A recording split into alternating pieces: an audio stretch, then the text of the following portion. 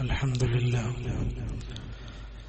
الذي هدانا لهذا وما كنا لنهتدي لولا أن هدانا الله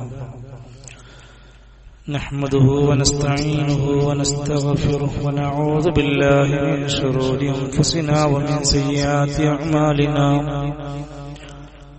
من يهده الله فلا مضل له ومن يضلل فلا هادي له وأشهد أن لا إله إلا الله وحده لا شريك له وأشهد أن محمدا عبده ورسوله أرسله بالهدى ودين الحق ليظهره على الدين كله ولو كره المشركون اللهم صل على محمد وعلى آل محمد كما صليت على إبراهيم وعلى آل إبراهيم إنك حميد مجيد اللهم بارك على محمد وعلى آل محمد كما باركت على إبراهيم وعلى آل إبراهيم إنك حميد مجيد أما بعد فإن خير الكلام كلام الله وخير الهدي هدي محمد صلى الله عليه وسلم وشر الأمور محدثاتها وكل محدثة بدعة وكل بدعة ضلالة وكل ضلالة في النار أيها الإخوة والأخوات أوصيكم وإياي أولا بتقوى الله يا أيها الذين آمنوا اتقوا الله حق تقاته ولا تموتن إلا وأنتم مسلمون أعوذ بالله من الشيطان الرجيم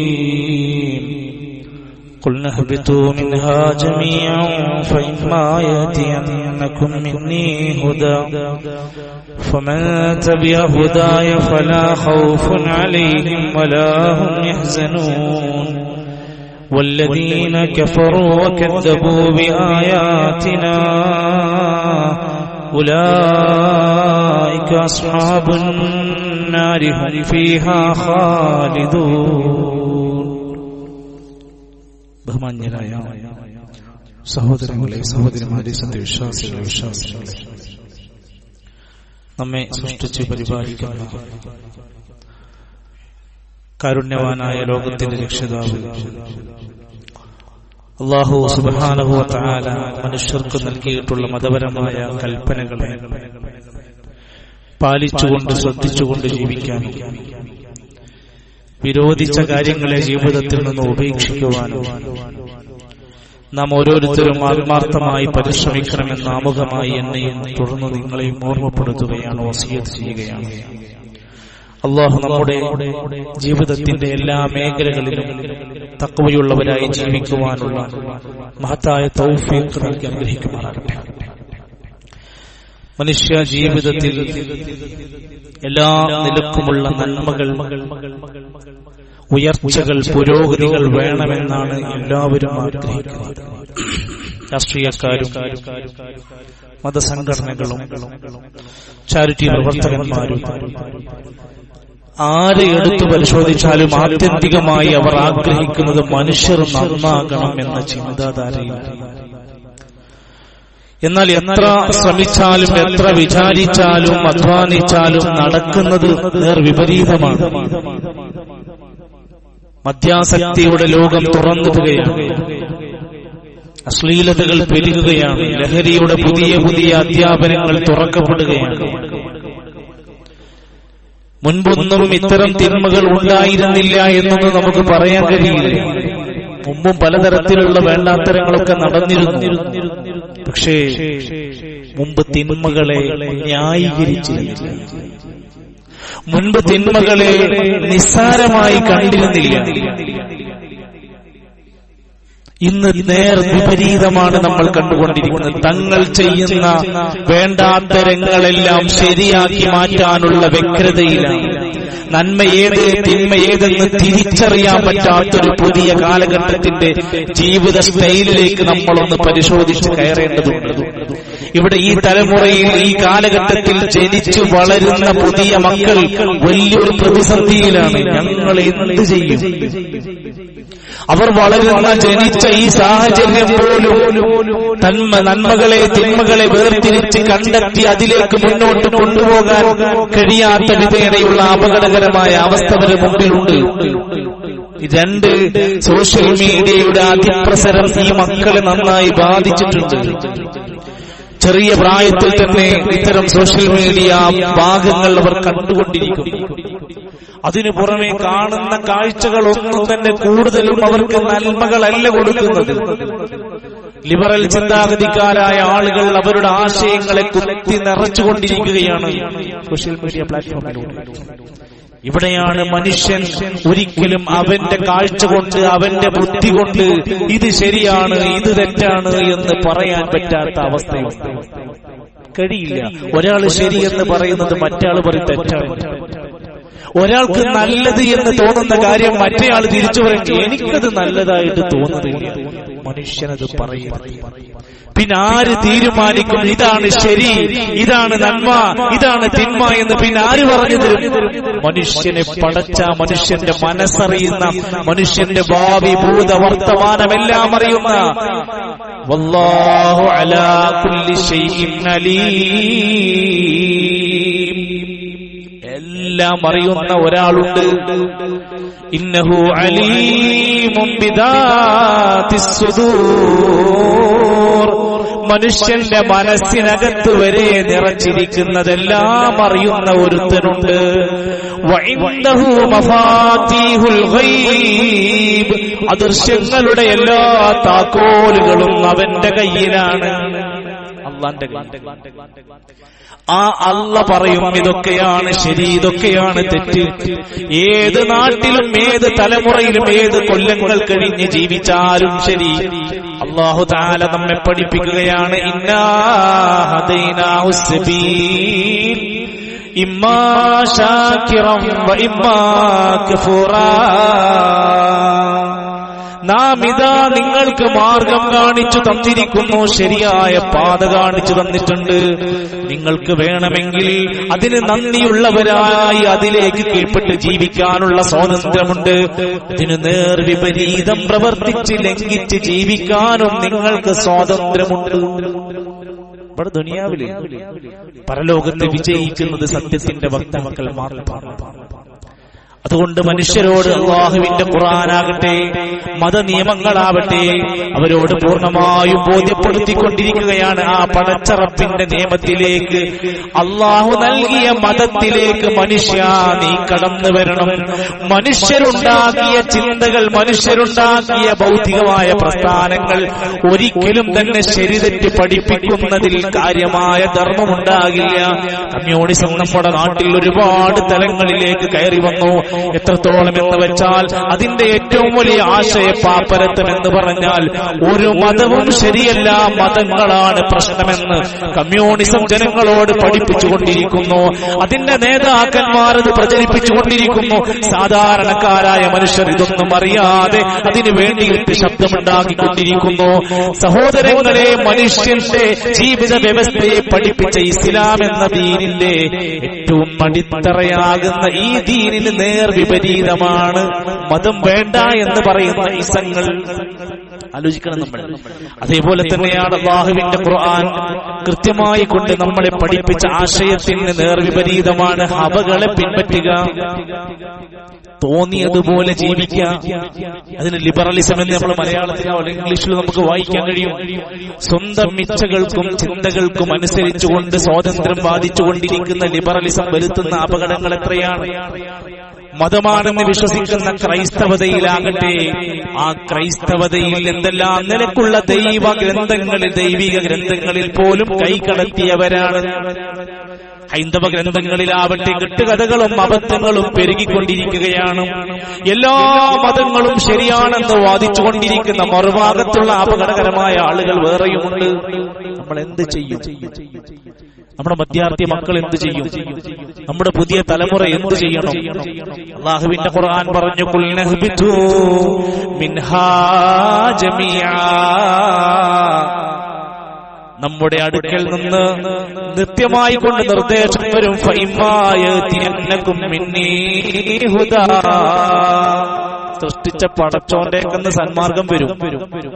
പടച്ചവൻ ദൈവികമായ വഹീന്റെ അടിസ്ഥാനത്തിൽ ഇന്നത് ശരി ഇന്നത് തെറ്റെന്ന് പഠിപ്പിച്ചു തരും. അപ്പൊ ജനങ്ങൾ എന്താ ചെയ്യേണ്ടത്? ആരെന്റെ മാർഗം എന്റെ സന്മാർഗന്മാര് പിൻപറ്റുന്നുവോ ഫലാ ഖൗഫുൻ അലൈഹിം വലാ ഹും യഹ്സനൂൻ, അവർക്ക് പേടിക്കാണ്ടാവില്ല, അവർക്ക് വിഷമിക്കാണ്ടാവില്ല, അവർക്ക് ദുഃഖിക്കാനുണ്ടാവില്ല. ആ ദൈവികമായ വചനങ്ങളിൽ ഈ പുതിയ തലമുറയോട്, ജനങ്ങളോട് മൊത്തത്തിൽ അല്ലാഹുവിന്റെ ഗ്രന്ഥങ്ങളെല്ലാം പറയുന്ന സുപ്രധാനമായ കാര്യമാണ് ആരാധനകൾ അല്ലാഹുവിന്, സൃഷ്ടാവിന് മാത്രം കൊടുക്കുക. ഏത് മതഗ്രന്ഥങ്ങളുടെയും അല്ലാഹു ഇറക്കിയിട്ടുള്ള ദൈവിക വചനങ്ങളുടെ എല്ലാം അടിസ്ഥാനം അതായിരിക്കും. വമാ ഖലഖതുൽ ജിന്ന വൽ ഇൻസ ഇല്ലാ ലിയഅ്ബുദൂൻ, അവനെയല്ലാതെ അല്ലാഹനെയല്ലാതെ ആരാധിക്കാൻ പാടില്ല എന്ന കൃത്യമായ സന്ദേശമാണ് എല്ലാ വേദഗ്രന്ഥങ്ങളുടെയും അടിത്തറ. നൂഹ് നബി അലൈഹിസ്സലാം എത്ര കൊല്ലം പഴക്കണ്ട ആലോചിക്കുക നിങ്ങൾ. ആദ്യകാല പ്രവാചകന്മാരുടെ കൂട്ടത്തിൽ എണ്ണുന്ന പേരാണ് നൂഹ് നബി. ആദ്യമായി ഒരു സമുദായത്തിലേക്ക് നിയോഗിക്കപ്പെട്ട റസൂലാണ് നൂഹ് നബി. ആ നൂഹ് നബി അലൈഹിസ്സലാത്തു വസ്സലാം തന്റെ ഖൗമിനോട് പറയാണ്, യാ ഖൗം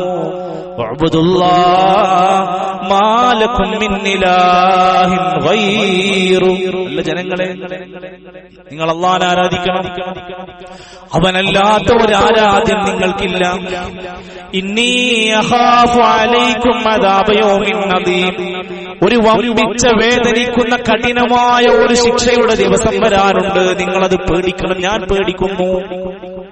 അങ്ങനെ തുടങ്ങി പ്രവാചകന്മാരിൽ അവസാനത്തെ കണ്ണിയായ നബി കരീം സല്ലല്ലാഹു അലൈഹി വസല്ലമ തങ്ങൾ അവിടുന്ന് പറയാണ്, അഫ്ളലു ദുആ യൗമി അറഫ, ഏറ്റവും ശ്രേഷ്ഠമായ പ്രാർത്ഥന അറഫ ദിനത്തിലെ പ്രാർത്ഥനയാണ്.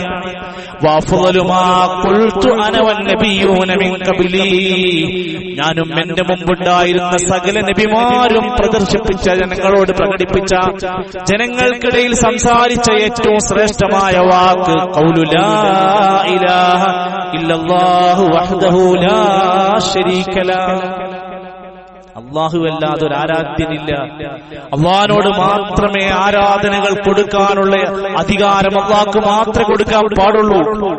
ഇത് പറയാത്ത ഒരു പ്രവാചകരുമില്ല. ആ വിശ്വാസത്തിന്റെ പ്രത്യേകത എന്താണ്? ഭയങ്കര നിർഭയത്വമാണ്.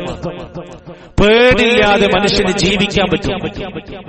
അതിന്റെ നേർവിപരീതമാണ് സൃഷ്ടികളെ ആരാധിക്കുക, കബറാളികളെ ആരാധിക്കുക, മക്ബറകളെ പൂജിക്കുക, ഉറുക്കിലേക്കും ഏലസിലേക്കും അഭയം പ്രാപിക്കുക, അല്ലാഹുവല്ലാത്തവർക്ക് നേർച്ച വഴിപാടുകൾ ചെയ്യാം. ഇതൊക്കെ പ്രവാചകന്മാർ പഠിപ്പിച്ച യഥാർത്ഥ ഇസ്ലാമിന്റെ നേർവിപരീതമാണ്. ശിർക്കിന്റെ, തൗഹീദിന് നേരെ ഓപ്പോസിറ്റ് ശിർക്കിന്റെ വിവിധ ഇനങ്ങളാണ്. സ്വർഗം നഷ്ടപ്പെടുത്തുന്ന കർമ്മങ്ങളാണ് ഇത് മുഴുവൻ. അതുകൊണ്ട് ദൈവികമായ ഗ്രന്ഥങ്ങൾ ഇസ്ലാമിലൂടെ കൃത്യമായി അത് അവസാനമായി പഠിപ്പിച്ചു കൊടുത്തു.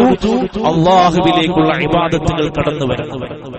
രണ്ടാമത്തെ തലം നമ്മൾ ചിന്തിച്ചു നോക്കൂ. എല്ലാ ദൈവികമായ സന്ദേശങ്ങളിലും മനുഷ്യനെ നശിപ്പിക്കുന്ന, സമുദായത്തെ, സമൂഹത്തെ, ശരീരത്തിനെ, ആരോഗ്യത്തെ നശിപ്പിക്കുന്ന എല്ലാ തിന്മകളെയും ഇസ്ലാം എതിർത്തു.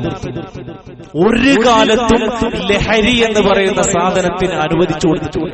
കുറച്ചിച്ച കുടിച്ചോളി, കുറച്ചാവാ, ഇടക്കൊക്കെ കുടിച്ചോളി എന്ന് പറയുന്ന അവസ്ഥയില്ല. അവരെ പതുക്കെ ഇല്ലാതാക്കാനുള്ള ശ്രമങ്ങൾ മാത്രമേ ഏതേത് കാലഘട്ടത്തിലും നടന്നിട്ടുള്ളൂ. അതുപോലെ തന്നെ ക്യാമ്പസുകളിൽ അല്ലെ, ദീനല്ലെങ്കിൽ ഇൽമ പഠിക്കണം, നാട്ടിൽ എനിക്ക് പഠിച്ചിട്ട് ഒരു ഉയർന്ന നിലയിലെത്തണം എന്ന് ആഗ്രഹിച്ചാണ് നമ്മളൊക്കെ ഒരു ക്യാമ്പസിലേക്ക് മക്കളെ പറഞ്ഞയക്കുന്നത്. അക്രമ രാഷ്ട്രീയത്തിന്റെ കാലുവെട്ടും കൈവെട്ടും തലവെട്ടും അവർ പഠിക്കുന്നു. അധ്യാപകന്റെ നെഞ്ചത്ത് കൊണ്ടുപോയി കൈവെക്കാൻ മടിക്കാത്തൊരു കാലഘട്ടം. കരാവ് ചെയ്ത് അധ്യാപകനെ പൂട്ടിയിടുന്ന പുതിയ തലമുറ. സ്വന്തം സഹപാഠിയെ പലതിന്റെ പേര് പറഞ്ഞുകൊണ്ട് റാഗിങ്ങിന്റെ ക്രൂരതകളൊക്കെ നമ്മൾ വായിച്ചവരാണ്. ഇതൊക്കെ നമ്മുടെ മുമ്പിൽ പെരുകിക്കിടക്കുമ്പോഴാണ് നമ്മൾ ആലോചിക്കേണ്ടത് എന്താണ് നമ്മൾ ചെയ്യേണ്ടത്, ഇസ്ലാം പഠിപ്പിക്കുന്ന മാർഗം എന്താണ്, ഇസ്ലാം നമുക്ക് മുന്നോട്ട് വെച്ച് തരുന്ന കൃത്യമായ നിർദ്ദേശങ്ങൾ എന്താണ്. അത് ഈ ലോകത്തിന്റെ മുമ്പിൽ കൃത്യമായി അള്ളാഹുവിന്റെ ദീനിയായ മെസ്സേജ് സന്ദേശങ്ങൾ മറ്റുള്ള മനുഷ്യർക്ക്, പ്രത്യേകിച്ച് പുതിയ തലമുറയുടെ മുമ്പിലേക്ക് ഇട്ടുകൊടുക്കണം. അതായിരുന്നു ലുഖ്മാനുൽ ഹക്കീം തന്റെ വളർന്നു വരുന്ന മക്കളോട് 10 ഉപദേശം കൊടുക്കുക. ആദ്യത്തെ ഉപദേശം എന്താണെന്നറിയോ? അല്ലാഹ് എന്ന വിശ്വാസമാണ്. യാ ബുനയ്യ ലാ തുശ്രിക് ബില്ലാഹ് ഇന്ന ശിർക ലദുൽമുൻ അദീം. പൊന്നുമോനെ, നീ ശിർക്ക് ചെയ്യരുത് കേട്ടോ. അല്ലാഹുവിൽ ഒരിക്കലും പങ്കു ചേർക്കരുത്. അത് ഏറ്റവും വലിയ പാപമാണ്. കണ്ടോ, പാപങ്ങളെ പരിചയപ്പെടുത്തി കൊടുക്കുകയാണ്. യാ ബുനയ്യ, പൊന്നുമോനെ, അഖിമിസ്സലാ, നീ നിസ്കാരം നിലനിർത്തുന്നവനാകണം. വഅ്മുർ ബിൽ മഅറൂഫ്, നന്മ കൽപ്പിക്കുന്നവനാകണം. വൻഹാനിൽ മുൻകരി, നീ പാപം ചെയ്യരുത് എന്നല്ല, പാപങ്ങളും തെറ്റുകളും കാണുമ്പോൾ അതിനെ തടുക്കുന്നൊരു മോനായി നീ മാറണം. വസ്ബിർ അലാ മാ അസാബക, എന്ത് ജീവിതത്തിൽ ബാധിച്ചാലും നീ ക്ഷമിക്കുന്നവനായി മാറണം.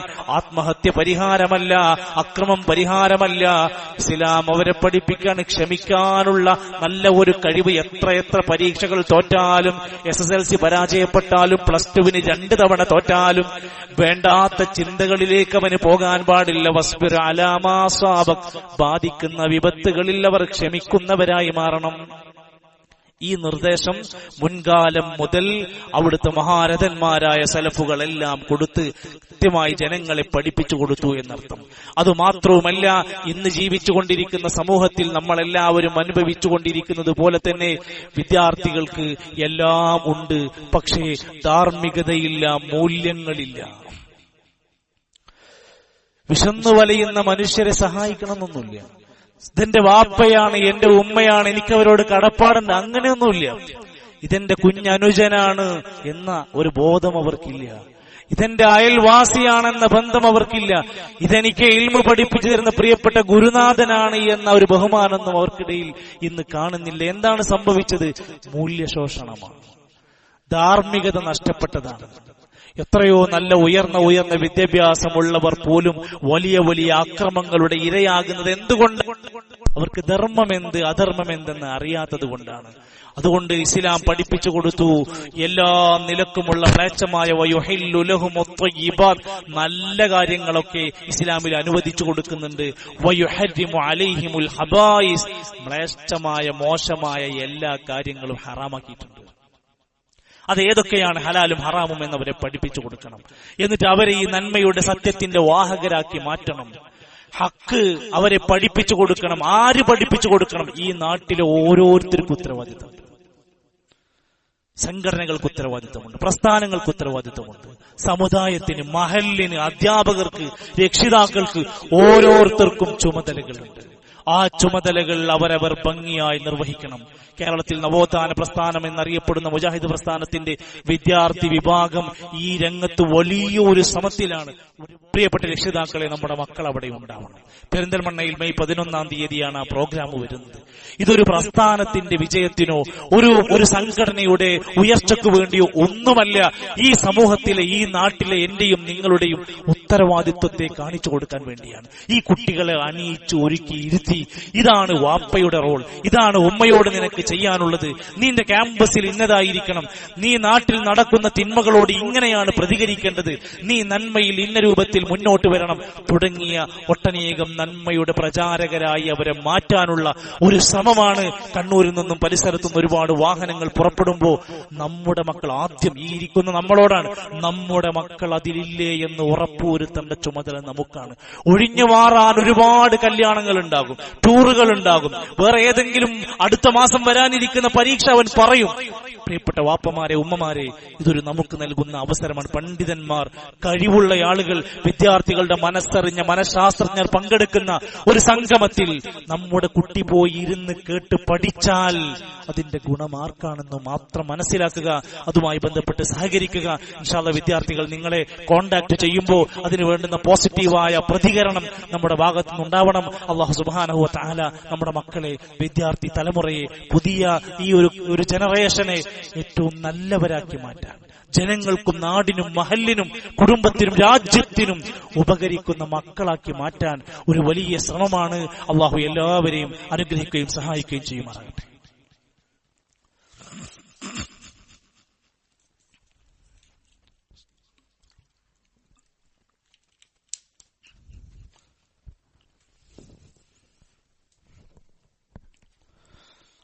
അൽഹംദുലില്ലാഹി റബ്ബിൽ ആലമീൻ والعاقبة للمتقين ولا عدوان إلا على الظالمين والصلاة والسلام على رسوله الأمين وعلى آله وصحبه أجمعين أما بعد فاتقوا الله عباد الله.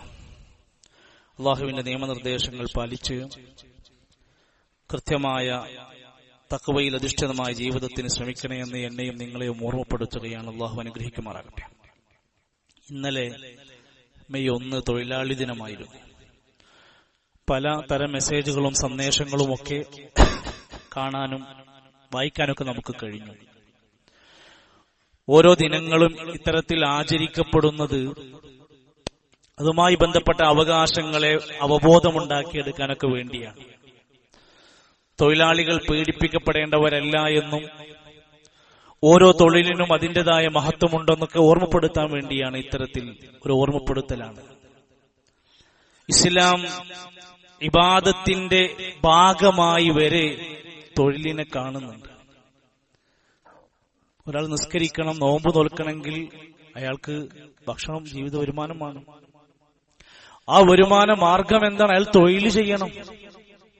അതുകൊണ്ട് ഇസ്ലാം തൊഴിലിന് ഭയങ്കരമായ സ്ഥാനം കൊടുത്തു, പ്രോത്സാഹനം കൊടുത്തു. നമ്മൾ മടി പിടിച്ചിരിക്കേണ്ടവരല്ല, നമ്മൾ തൊഴിൽ ചെയ്യുന്നവരായി മാറണം. ഒരു ഹദീസിൽ നബി സല്ലല്ലാഹു അലൈഹി വസല്ലമയുടെ വാക്ക്, മാ അകല അഹദുൻ തആമൻ ഖത്തു ഖൈറൻ മിൻ അൻ യഅകുല മിൻ അമലി യദിഹി. ഒരാൾ അയാളുടെ കൈകൊണ്ട് സമ്പാദിച്ച് അധ്വാനിച്ചുണ്ടാക്കുന്ന സമ്പത്തിനേക്കാൾ, അതുകൊണ്ടുണ്ടാക്കുന്ന ഭക്ഷണത്തെക്കാൾ ഉത്തമമായ യാതൊരു ഭക്ഷണവുമില്ല. സ്വന്തം വിയർപ്പിന്റെ അധ്വാനത്തിന്റെ സമ്പാദ്യം കൊണ്ട് തിന്ന് ജീവിക്കുന്നവൻ അതിനോളം മൂല്യമുള്ള ഒരു സാധനമില്ല. റസൂൽ കരീം സല്ലല്ലാഹു അലൈഹി വസല്ലമയുടെ അടുത്ത് ചില ആളുകൾ കൂട്ടമായി വന്ന് നബിനെ കാണാൻ വന്നു. പ്രവാചകന്റെ അടുത്ത് വന്ന് എല്ലാവരും ഇങ്ങനെ കൈ കൊടുത്തു. ആ കൂട്ടത്തിൽ വന്നവരൊക്കെ കൈ കൊടുത്തു. ഒരാള് പിറകേട്ട് മാറി മാറി മാറി നിന്നു. അദ്ദേഹം അടുത്തേക്ക് വരുന്നില്ല. പ്രവാചകൻ അദ്ദേഹത്തെ നോക്കിയിട്ട് അടുത്തേക്ക് ചോദിച്ചു, നിങ്ങൾ എന്താ മാറി നിൽക്കുന്നത്? നിങ്ങൾ ഇങ്ങോട്ട് മുന്നോട്ട് വരൂ. നബി സല്ലല്ലാഹു അലൈഹി വസല്ലമയുടെ അടുത്ത് കയറി ചെന്നിട്ട് തന്റെ കൈകൾ ഇങ്ങനെ കാണിച്ചു കൊടുത്തു. ജോലി ചെയ്ത് തഴമ്പ് പിടിച്ച് പരിക്കനായ ഈ കൈ കൊണ്ടുപോയി നബിക്ക് കൊടുക്കുമ്പോൾ നബിന്റെ കയ്യിന് എന്തെങ്കിലും ഒരു പ്രയാസം ഉണ്ടാകുമോ എന്ന് വിഷമിച്ചാണ് അദ്ദേഹം മാറിക്കുന്നത്. ആ കൈകൾ കണ്ട് നബി സല്ലല്ലാഹു അലൈഹി വസല്ലം സന്തോഷിച്ചു, അദ്ദേഹത്തെ വാരി പുണർന്നു. എന്നിട്ട് നബി സല്ലല്ലാഹു അലൈഹി വസല്ലം ആ കൈകൾ ഇങ്ങനെ പൊക്കി പിടിച്ച് കാണിച്ചു കൊടുത്തു. സ്വർഗത്തിലെ കൈകൾ കാണാൻ നിങ്ങൾ ആഗ്രഹിക്കുന്നുണ്ടോ? ഈ കൈയിലേക്ക് നോക്കുന്നു ചൂണ്ടിക്കാണിച്ച് അധ്വാനിക്കുന്നവന്റെ കൈകൾ കാണിച്ചു കൊടുത്തിട്ട് പറയാണ്, സ്വർഗത്തിലെ കൈകളാണ് ഇത്. സഹോദരങ്ങളെ, നമുക്ക് അങ്ങനെ ഒരു അധ്വാനത്തിന്റെ ശീലമുണ്ടോ? നല്ല രൂപത്തിൽ തൊഴിൽ ചെയ്ത് ജീവിക്കുന്ന ഒരു ശീലം നമ്മുടെ ജീവിതത്തിൽ ഉണ്ടാക്കിയെടുക്കണം. ചെയ്യുന്നത് ഏത് ജോലിയാവട്ടെ അത് നന്നായി ചെയ്യാൻ ശ്രമിക്കുക. നബി സല്ലല്ലാഹു അലൈഹി വസല്ലം പഠിപ്പിച്ച വാക്കുകൾ അതായിരുന്നു, ഇന്നല്ലാഹ യുഹിബ്ബു ഇദാ അമിൽ അഹദുക്കും അമലൻ അൻ യുത്ഖിന. അല്ലാഹു ഒരു അടിമയെ ഇഷ്ടപ്പെടുന്നു, അയാൾ ചെയ്യുന്ന ജോലിയിൽ കൃത്യമായി പാലിച്ചുകൊണ്ട് അതിന്റെ കാര്യങ്ങൾ ശ്രദ്ധിച്ച് ചെയ്യുന്ന ഒരു തൊഴിലാളിയാണെങ്കിൽ അള്ളാഹ്ക്ക് ഇഷ്ടാണ്. രാവിലെ വന്ന് 10 മണിക്ക് ഒപ്പിട്ടിട്ട് പിന്നെ 4 മണിക്ക് ഒപ്പിടാൻ നേരത്ത് മാത്രം കണ്ടാ പോരെ. നമ്മളെ ഒരു ജോലി ചെയ്യുന്നു, ഫുൾ ടൈം അയാൾ മൊബൈലിലും മറ്റുമായി സമയം ചെലവഴിച്ചുകൊണ്ട് ജോലി അയാൾ ചെയ്യുന്നില്ല, അയാൾ ജോലി സ്ഥലത്തുണ്ട്. അതൊരു ശരിയല്ല. അമാനത്താണ് ഓരോരുത്തരുടെയും ലഭിച്ചിരിക്കുന്ന ജോലി. ഒരു ബാങ്ക് വിളിക്കുന്നതിന് പോലും വലിയ മഹത്വമാണ് ഇസ്ലാം പഠിപ്പിച്ചത്. നമ്മൾ ചില ജോലികളെ കുറിച്ച്, തൊഴിലിനെ കുറിച്ച് പറയും അതൊരു മോശം തൊഴിൽ. ചില ആളുകളെ, നമ്മുടെ മക്കളെ കല്യാണം ആലോചിക്കുന്ന സമയത്തൊക്കെ ചില ആൾക്കാർ പരാതി പറയും, വിവാഹം നടക്കുന്നില്ല. എന്തേ കാരണം? എന്റെ ജോലി മുടി വെട്ടുന്ന ജോലി അല്ലെങ്കിൽ മുടി മുറിക്കുന്ന ജോലിയാണ്, അതുകൊണ്ട് പെണ്ണ് കിട്ടണില്ല. ചെരുപ്പ് കുത്തുന്ന തൊഴിലാളിയുടെ തൊഴിൽ പോലും എത്ര മഹത്തരമാണെന്ന് നിങ്ങൾക്കറിയുമോ? ഒരു ചെരുപ്പ് തുന്നുന്നവൻ, ഒരു കുട നേരാക്കുന്നവന്റെ ജോലി. പക്ഷെ നമുക്ക് നല്ല വൈറ്റ് കോളർ ജോലികളോടാണ് നമുക്ക് ജോലി എന്ന് പറയുള്ളൂ. ഒരു പണിയെടുക്കണ്ട, മേലനങ്ങണ്ട, വിയർക്കണ്ട, അങ്ങനെ എന്തെങ്കിലും നല്ല രണ്ട് ജോലി ഉണ്ടെങ്കിൽ നമ്മൾ പറയും നല്ല ജോലിയാണ്. അധ്വാനിക്കുന്ന ഏത് ഹലാലായ മാർഗത്തും അവൾക്ക് ഒരു മനുഷ്യന് പുണ്യകരമായ, അദ്ദേഹത്തിന് നല്ലൊരു നീയത്തുണ്ടെങ്കിൽ അദ്ദേഹത്തിന് വലിയ ഉന്നതമായ ദർജയാണ്. ഇന്ന് അങ്ങനെയല്ല. ഇന്ന് ജോലി ചെയ്യാതെ എങ്ങനെ പണം ഉണ്ടാക്കാം, അധ്വാനിക്കുന്നില്ലെന്ന് മാത്രമല്ല ഒരു പണിയെടുക്കാതെ എങ്ങനെയൊക്കെ പൈസ ഉണ്ടാക്കാമെന്ന് ഇരുന്ന് ഗവേഷണം നടത്തി PhDക്ക് അപേക്ഷിച്ചു കൊടുക്കുകയാണ്. എങ്ങനെയൊക്കെ നമുക്ക് പണിയെടുക്കാതെ ജീവിക്കാൻ പറ്റും എന്നുള്ളത് ആലോചിക്കുക. അതൊന്നും ഒരു മുസ്ലിമിന് യോജിച്ച പരിപാടിയല്ല. നമ്മുടെ കീഴിലൊരു തൊഴിലാളി ഉണ്ടെങ്കിൽ, ഒരാളെ നമ്മളൊരു ജോലിക്ക് വിളിക്കുന്നുണ്ടെങ്കിൽ അയാൾക്ക് കഴിയാവുന്നതേ ഏൽപ്പിക്കാൻ പാടുള്ളൂ. ആ ജോലിയിൽ ഒരാളെ സഹായത്തിന് വേണമെങ്കിൽ ഒരാളെ സഹായത്തിന് വെച്ചു കൊടുക്കണം. ആ ജോലിക്കാരന്റെ കൂടെ ഇരുന്ന് ഭക്ഷണം കഴിക്കണം. ആ ജോലിക്കാരന് വേണ്ടുന്ന എല്ലാ സഹായം ചെയ്യണം. വിയർപ്പ് പറ്റുന്നതിന് മുമ്പ് അയാൾക്ക് തൊഴിലിന് കൂലി കൊടുക്കണം. റസൂൽ കരീം സല്ലല്ലാഹു അലൈഹി വസല്ലം പറഞ്ഞു, അഅതുൽ അജീറ അജ്റഹു ഖബ്ല അൻ യജിഫ ഇറഖഹു. തന്റെ കീഴിലുള്ള തൊഴിലാളിക്ക് അവന്റെ വിയർപ്പ് വറ്റുന്നതിന്റെ മുമ്പ് അവന്റെ പ്രതിഫലം നിങ്ങൾ കൊടുക്കണം. എത്ര കുറച്ചായിക്കോട്ടെ. അതിന് അയാൾ 4 ദിവസം ലീവ് എടുത്ത് നമ്മൾ വീട്ടിൽ വരേണ്ട അവസ്ഥ ഉണ്ടാക്കാൻ പാടില്ല. കൃത്യമായ സാലറി കൊടുത്തിരിക്കണം. അതേപോലെ തന്നെയാണ് ഈ അമാനത്ത് പാലിക്കുന്നിടത്ത് ഇബ്നു ഖയ്യിം അൽ ജൗസി റഹ്മത്തുള്ളാഹി അലൈഹി പറഞ്ഞു, ജോലിക്ക് പോകുമ്പോൾ ഒരു നിയ്യത്ത് വേണം. എന്താ? ഈ ജോലി കൊണ്ട് എനിക്ക് ഇബാദത്ത് ചെയ്യാൻ പറ്റണം. ഈ ജോലിയുടെ വരുമാനം കൊണ്ട് എന്റെ കുടുംബത്തിനെ സംരക്ഷിക്കാൻ കഴിയണം. ഈ ജോലിയുടെ വരുമാനം കൊണ്ട് എന്റെ മക്കളുടെ വിവാഹം കഴിക്കാൻ പറ്റണം. അങ്ങനെ നല്ല നീയത്തോടെ പോയാൽ അന്നിയ്യതു തുഹവ്വിലുൽ ആദ ഇലാ ഇബാദ, നീ നിരന്തരമായി ചെയ്യുന്ന കാര്യങ്ങളെ ഇബാദത്താക്കി നിനക്ക് മാറ്റാൻ പറ്റും, നീ നല്ല നീയത്തോടുകൂടെ പോവുകയാണെങ്കിൽ. റസൂൽ കരീം സല്ലല്ലാഹു അലൈഹി വസല്ലം പറഞ്ഞല്ലോ, യാ ഇബാദല്ലാഹ്, അല്ലാഹുവിന്റെ അടിമകളെ, അൽ അമലു ശറഫുൻ, ഒരു ജോലി നിനക്കുണ്ടോ? നമുക്ക് ചെയ്യുന്ന ജോലിക്ക് വില ഉണ്ടാവില്ല. ഒരു ജോലി നിനക്കുണ്ടോ? ശറഫുൻ, നിനക്ക് ആത്മാഭിമാനമാണ്. പണിയില്ലാത്തവനോട് ചോദിച്ചു നോക്ക്, ഒരു ജോലിക്ക് വേണ്ടി നിരങ്ങുന്ന ആളുകളോട് ചോദിച്ചു നോക്ക് ജോലിന്റെ മഹത്വം എന്താണ്. അൽ അമലു ശറഫുൻ വൽ അമലു വാജിബുൻ, ജോലി ചെയ്യൽ വാജിബാണ്. വൽ അമലു ത്വരീഖുൽ ജന്ന, ഒരു ജോലി അനുവദനീയമായ തൊഴിൽ ചെയ്യുന്നത് സ്വർഗത്തിലേക്കുള്ള മാർഗമാണ്. നല്ലൊരു നീയത്തോടുകൂടെ നമ്മൾ അത് ചെയ്യാൻ തയ്യാറായി കഴിഞ്ഞാൽ. അതേപോലെ തന്നെയാണ് റസൂൽ കരീം സല്ലല്ലാഹു അലൈഹി വസല്ലമന്റെ സ്വഹാബത്ത് അല്ലെങ്കിൽ മുൻഗാമികളൊക്കെ ചരിത്രം വായിച്ചു നോക്കി, വെറുതെ കിട്ടുന്ന സമ്പത്തിനേക്കാൾ അവർക്കിഷ്ടം അധ്വാനിച്ച് പൈസ ഉണ്ടാക്കുന്നതായിരുന്നു. മുഹാജിരീങ്ങളായ ആളുകൾ സമ്പത്തും പണമൊക്കെ മക്കത്തിട്ട് പോയി. നല്ല പൈസക്കാരുണ്ടായിരുന്നു, പക്ഷെ അതൊക്കെ മക്കത്തിട്ടു. മദീനയിൽ ചെന്നപ്പോ മദീനക്കാരോട് പറഞ്ഞു, ഇവരെ സഹായിക്കണം. ഒരു മുഹാജിരീങ്ങളാ, ഒന്നുമില്ലാത്തവരാ. അങ്ങനെ മദീനയിൽ ഉണ്ടായിരുന്ന അൻസാരികളുടെ കൂട്ടത്തിലേക്ക് അബ്ദുറഹ്മാൻ ബിൻ ഔഫ് റളിയല്ലാഹു എന്ന വൈസക്കാരനായിരുന്ന മുഹാജിറിനെ വിളിച്ചു, ഒരാളെ ഏൽപ്പിച്ചു കൊടുത്തു നോക്കാൻ. ഇയാളെ എല്ലാ കാര്യവും നോക്കണം. അൻസാരിയായ മനുഷ്യൻ ആ അബ്ദുറഹ്മാൻ ബിൻ ഔഫ് റളിയല്ലാഹുവിനോട് പറഞ്ഞു, എന്റെ സമ്പത്തിന്റെ പകുതി ഞാൻ തരാൻ, എനിക്ക് പ്രശ്നമില്ല, അടുത്ത് പൈസ ഉണ്ട്. എന്റെ കച്ചവടത്തിലെ ഒരു ഷെയർ ഞാൻ നിങ്ങൾക്ക് തരാം. വേണമെങ്കിൽ എന്റെ ഭാര്യയെ തൊലാക്ക് ചൊല്ലിയിട്ട് നിങ്ങൾക്ക് അവളെ വേണമെങ്കിൽ വിവാഹം കഴിക്കാനുള്ള സൗകര്യം ഞാൻ ഏർപ്പാടാക്കി തരാം.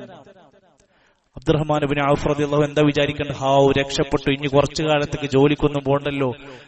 അബ്ദുറഹ്മാൻ ഇബ്നു ഔഫ് റളിയല്ലാഹു തിരിച്ചു പറഞ്ഞു കൊടുത്തു, എനിക്കിതൊന്നും വേണ്ട, നിങ്ങൾ ഈ മദീനയിലെ മാർക്കറ്റ് കാണിച്ചു തന്നാ മതി, ഞാൻ അവിടെ പോയി ജോലി ചെയ്ത് കച്ചവടം ചെയ്ത് ഞാൻ പൈസ ഉണ്ടാക്കി ഞാൻ കല്യാണം കഴിച്ചോളാം. ഇത് വേണ്ട. എന്റെ പ്രിയപ്പെട്ടവർ, ഇത്തരത്തിലുള്ള ഒരുപാട് സൂചനകൾ നമുക്ക് കാണാൻ സാധിക്കും. അല്ലാഹു സുബ്ഹാനഹു വ തആല നമുക്ക് നൽകിയിട്ടുള്ള ഈ ജോലിയുടെയും ആ വരുമാന മാർഗങ്ങളുടെയും ഒക്കെ ആ മഹത്വത്തെയും അതിന്റെ ആവശ്യകതയൊക്കെ ഉൾക്കൊണ്ടുകൊണ്ട് ബോധ്യപ്പെട്ട് നല്ല നിയ്യത്തോടുകൂടെ അത് പൂർത്തിയാക്കാനുള്ള അല്ലാഹു നമ്മെ സഹായിക്കുമാറാകട്ടെ. തൊഴിലില്ലാതെ കഷ്ടപ്പെടുന്ന ഒരുപാട് മനുഷ്യർ അല്ലാഹു അവർക്ക് ഏറ്റവും ഹലാലായ ത്വയ്യിബായ വരുമാന മാർഗങ്ങൾ കാണിച്ചു നൽകുമാറാകട്ടെ. സഹോദരങ്ങളെ, പ്രിയപ്പെട്ടവരെ, നമ്മുടെ ഒരു സഹോദരൻ ഇരിക്കൂറുള്ള ഒരു ചെറുപ്പക്കാരൻ ആക്സിഡന്റ് സംഭവിച്ച് ഏകദേശം 6 സർജറികൾ വരെ ഇപ്പോൾ കഴിഞ്ഞ ഒരവസ്ഥയിലാണുള്ളത്. ധാരാളം ചികിത്സാ ചെലവുകൾ വന്ന കുടുംബത്തിന് സഹിക്കാൻ കഴിയാത്ത ഭാരവുമായി അവർ അപേക്ഷ തന്നിട്ടുണ്ട്. അതുകൊണ്ട് ഇന്നത്തെ നമ്മുടെ ഒരു നല്ല സഹായം ആ ഒരു ചെറുപ്പക്കാരന്റെ ജീവൻ നിലനിർത്തുന്നതിനു വേണ്ടി, ആ മനുഷ്യനെ സഹായിക്കുന്നതിനു വേണ്ടി എല്ലാവരും അകമഴിഞ്ഞ് സഹായിക്കുക. രണ്ടാമത്തേത്, നിങ്ങളെല്ലാം അനുഭവിക്കുന്ന പോലെ, ഞാൻ അനുഭവിക്കുന്നത് പോലെ തന്നെ നമ്മുടെ പള്ളിയുടെ ശബ്ദവുമായി ബന്ധപ്പെട്ട് വലിയൊരു പ്രയാസം നമ്മൾ അനുഭവിച്ചുകൊണ്ടിരിക്കുക.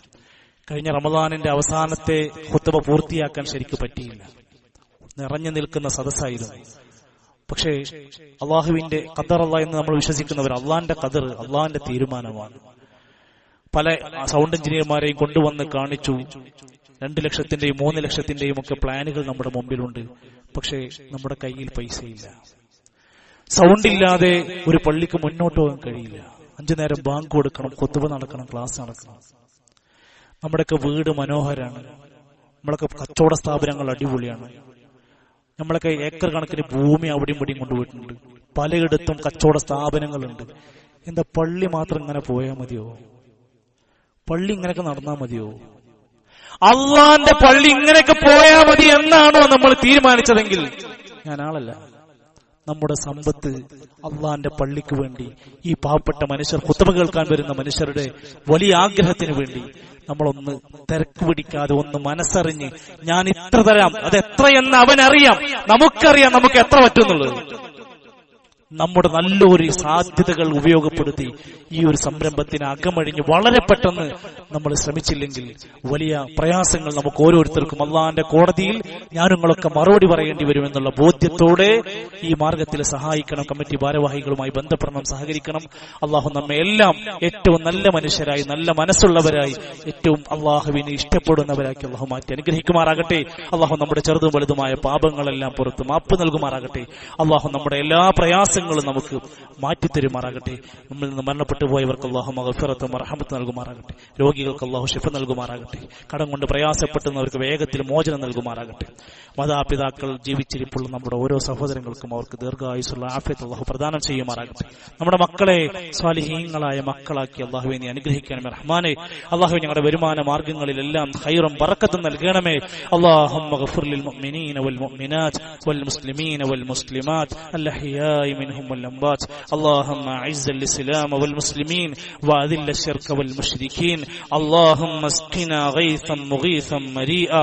اللهم اشف مرضانا واغفر لموتانا واقض عنا الديون. توفنا مسلمين والحقنا بالصالحين. ربنا تقبل منا إنك أنت السميع العليم وتب علينا إنك أنت التواب الرحيم. وصلى الله على نبينا محمد والحمد لله رب العالمين.